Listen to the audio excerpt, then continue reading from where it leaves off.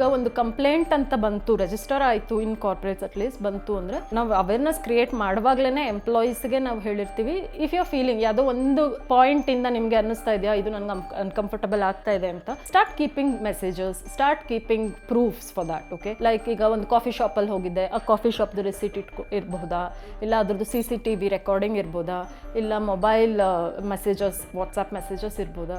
So keep all those things. So ನಿಮಗೆ complaint ಕೊಡುವಾಗ ಅದೆಲ್ಲನೂ ಯೂಸ್ ಆಗುತ್ತೆ. ಪಾಶ್ ಅಂತ ಹೇಳುವಾಗ ಅದರಲ್ಲಿ 2 ಟೈಪ್ ಇದೆ. ಓಕೆ, ಒಂದು ಕ್ವಿಡ್ ಪ್ರೋ ಕ್ವೋ ಅಂತ, ಇನ್ನೂ ಒಂದು ಹೊಸ್ಟೈಲ್ ಎನ್ವೈರನ್ಮೆಂಟ್ ಅಂತ.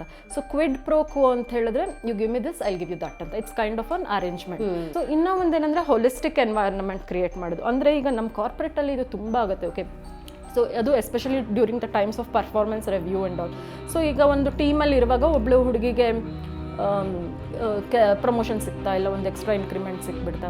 ಸೊ ಇದು ಹಿಂದ್ಗಡೆ ಇರೋರೆಲ್ಲ ಜೋಕ್ ಥರ ಮಾತಾಡೋದು. ಓಕೆ, ಓ ನೀನು ಇದಕ್ಕೆ ಇಷ್ಟು ಸತಿ ಬಾಸ್ ಕ್ಯಾಬಿನ್ಗೆ ಹೋಗ್ತಾ ಇದ್ದಿದ್ದು, ಓ ನೀನು ಇದಕ್ಕೆ ಶಾರ್ಟ್ ಡ್ರೆಸ್ಸಸ್ ಹಾಕೊಂಡ್ಬರೋದು. They make it look like joke, but this can also be very offensive and it is considered as harassment.